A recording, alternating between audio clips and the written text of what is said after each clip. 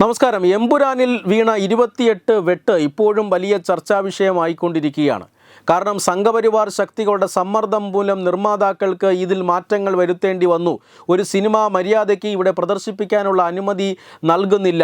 സംഘപരിവാർ ഇതിലൊക്കെ ഇടപെടുകയാണ്. സംഘപരിവാറിന് ഇഷ്ടമില്ലാത്ത ദൃശ്യങ്ങളൊക്കെ ആ സിനിമയിൽ നിന്ന് വെട്ടിമാറ്റി എന്നൊക്കെയുള്ള വലിയ പ്രചരണങ്ങളാണ് നടക്കുന്നത്. പക്ഷേ വസ്തുത എന്ന് പറയുന്നത് ആ സിനിമയുടെ അണിയറ പ്രവർത്തകർ തന്നെ ഈ സീനുകൾ വെട്ടിമാറ്റുന്നു. അതിനുശേഷം റീസെൻസർ ചെയ്ത് വീണ്ടും പടം തിയേറ്ററുകളിൽ എത്തിക്കുന്നു. ഈ പടം ഇന്നു മുതൽ മറ്റ് തിയേറ്ററുകളിൽ പുതിയ പതിപ്പ് വരികയാണ്. അതായത് ഈ റിലീസ് ചെയ്യുന്നു, മാർച്ച് 27 റിലീസ് ചെയ്യുന്നു. ഇന്നാണ് റീസെൻസറിങ് കഴിഞ്ഞ് പുതിയ പതിപ്പ് എത്തുന്നത്. ഇത്രയും ദിവസം പടം യാതൊരു തരത്തിലും തടസ്സപ്പെട്ടിട്ടില്ല. എല്ലാ ഷോകളും വളരെ കൃത്യമായി തന്നെ നടന്നു, കളക്ഷൻ നേടുകയും ചെയ്തു. ഇതാണ് ഇവിടുത്തെ വസ്തുത. പക്ഷേ ഇപ്പോഴും സംഘപരിവാർ ശക്തികളുടെ ഫാസിസ്റ്റ് ഭരണം കാരണം, അല്ലെങ്കിൽ സംഘപരിവാറിൻ്റെ ഇടപെടൽ സിനിമയിലേക്കും വരുന്നു, സിനിമയെ സിനിമയായി കാണാൻ പറ്റുന്നില്ല എന്നൊക്കെ പറഞ്ഞ് വലിയ വിമർശനങ്ങൾ ഉയർത്തുന്നുണ്ട്. ഈ വിമർശനങ്ങൾ ഉയർത്തുന്നവരിൽ പ്രധാനമായും കോൺഗ്രസ്സുകാരാണ്, ഇടതുപക്ഷക്കാരുമുണ്ട്.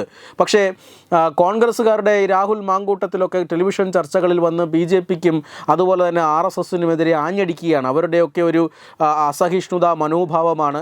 ഞങ്ങൾ അധികാരത്തിലുണ്ടായിരുന്നുവെങ്കിൽ ഇതൊന്നും നടക്കുമായിരുന്നില്ല, ആളുകൾക്ക് സ്വാതന്ത്ര്യമില്ല, ഭരണഘടന ലംഘിക്കപ്പെടുന്നു, ആവിഷ്കാര സ്വാതന്ത്ര്യം നഷ്ടപ്പെടുന്നു എന്നിങ്ങനെയൊക്കെയുള്ള വലിയ ആരോപണങ്ങളാണ് ഉയരുന്നത്. എന്തായാലും ഈ കാലഘട്ടത്തിൽ, അല്ലെങ്കിൽ രാഹുൽ മാങ്കൂട്ടത്തിലൊക്കെ ഇങ്ങനെ കിടന്ന് തിളയ്ക്കുന്ന സമയത്ത് കോൺഗ്രസ് സർക്കാർ ഭരിക്കുമ്പോൾ, കേന്ദ്രത്തിൽ ഭരിക്കുമ്പോൾ ഒരു സിനിമ നേരിടേണ്ടി വന്ന കൊടും വെട്ടിനെക്കുറിച്ച് ഓർമ്മിപ്പിക്കാതെ പോകാനാവില്ല. അത് ഒരു തുക്കട സിനിമയൊന്നുമല്ല.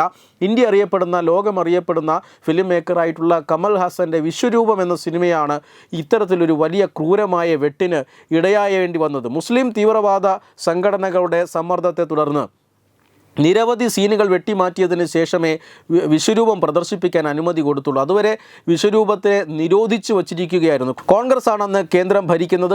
കേന്ദ്ര സർക്കാരിൻ്റെ ഉൾപ്പെടെയുള്ള സമ്മർദ്ദം ഇതിനുണ്ടായിരുന്നു എന്ന് വ്യക്തമാണ്. ഈ സിനിമയിൽ ഈ പറയുന്ന മുസ്ലിം തീവ്രവാദികളുടെ സമ്മർദ്ദം മൂലം വെട്ടിമാറ്റപ്പെട്ട സീനുകൾ ഏതൊക്കെ എന്നറിയണ്ടേ? ഒരു രംഗത്തിൽ, ഒന്നാമത്തെ സീനാണ്, ഒരു രംഗത്തിൽ സംഭാഷണങ്ങൾക്കിടയിൽ ഉപയോഗിച്ചിട്ടുള്ള ഖുറാൻ വാചനങ്ങൾ. ഈ ഖുറാൻ വചനങ്ങൾ ഉപയോഗിച്ചത് കാരണം ആ സീന് വെട്ടിമാറ്റേണ്ടി വന്നു. ഒരു അമേരിക്കൻ പൗരനെ തീവ്രവാദി സംഘം കൊല്ലുന്നതും അത് കഴിഞ്ഞ് തക്ബീർ മുഴക്കുന്നതുമായിട്ടുള്ള ഒരു സീൻ അതിനകത്തുണ്ടായിരുന്നു. അത് വെട്ടിമാറ്റേണ്ടി വന്നു. ഈ സീന് നാട്ടുകാരെല്ലാം ഒറിജിനലായി കണ്ടിട്ടുള്ളതാണ്. ISISും അതുപോലെ തന്നെ താലിബാനും പോലെയുള്ള സംഘടനകൾ ഇത്തരത്തിലുള്ള കൊലപാതകങ്ങൾ വീഡിയോയിൽ ചിത്രീകരിച്ച് പ്രചരിപ്പിച്ചിട്ടുള്ളതുമാണ്. അതുകൊണ്ട് തന്നെ അതിൽ ഒരു അസ്വാഭാവികതയുമില്ല. പക്ഷേ ആ സീൻ വെട്ടിക്കളഞ്ഞു. മൂന്നാമത്തേത്, ന്യൂയോർക്ക് നഗരത്തിൽ സംഭവിക്കാൻ പോകുന്ന ഒരു ബോംബ് ബ്ലാസ്റ്റ് തടയണമെന്ന് കമൽ ഹാസൻ ദൈവത്തോട് പ്രാർത്ഥിക്കുന്ന ഒരു ക്ലൈമാക്സിലെ ഒരു രംഗം, അത് വെട്ടിക്കളയേണ്ടി വന്നു. മുല്ല ഒമറായി അഭിനയിച്ച രാഹുൽ ബോസിൻ്റെ കഥാപാത്രം കോയമ്പത്തൂർ, മധുരൈ ഭാഗങ്ങളിൽ ഒളിച്ചിരുന്നു എന്ന രംഗം, ഇത് പൂർണ്ണമായും നീക്കം ചെയ്യേണ്ടി വന്നു. നാസറിൻ്റെ കഥാപാത്രം അന്യമതസ്ഥരുടെ അവസാനം കാരണമെന്ന് പറയുന്ന രംഗം വെട്ടിക്കളയേണ്ടി വന്നു. ഇങ്ങനെ നിരവധി പ്രധാനപ്പെട്ട സീനുകൾ മുഴുവനായും വെട്ടിക്കളഞ്ഞതിന് ശേഷം മാത്രമേ വിശ്വരൂപം പ്രദർശിപ്പിക്കാൻ അനുവദിച്ചുള്ളൂ.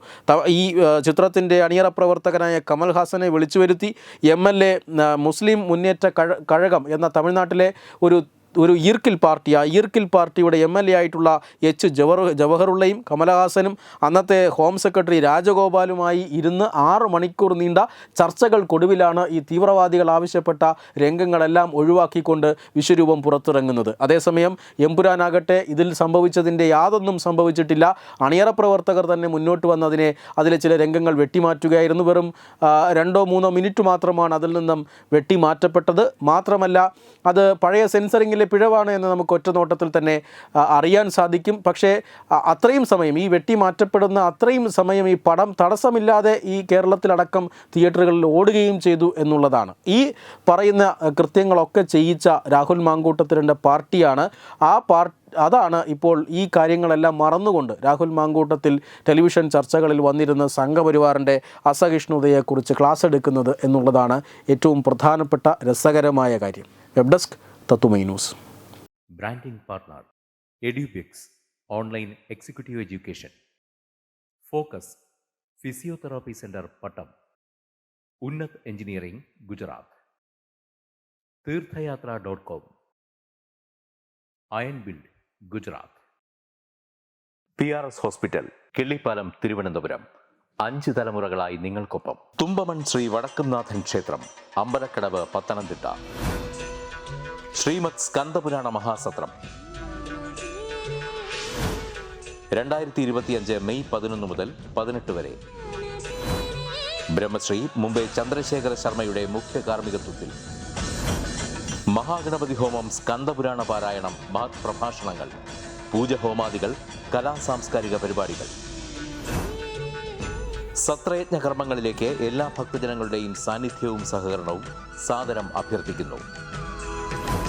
മഹാസത്രവേദിയിൽ മെയ് 18 പഴനി അരുൾമിക ദണ്ഡായുധപാണി സ്വാമി ദേവസ്ഥാന അർച്ചക സ്ഥാനികർ ശ്രീസെൽവ സുബ്രഹ്മണ്യ ശിവശാരിയാരുടെ മുഖ്യ കാർമ്മികത്വത്തിൽ നടക്കുന്ന അതിശ്രേഷ്ഠവും സർവൈശ്വര്യദായകവുമായ സ്കന്ദഹോമം.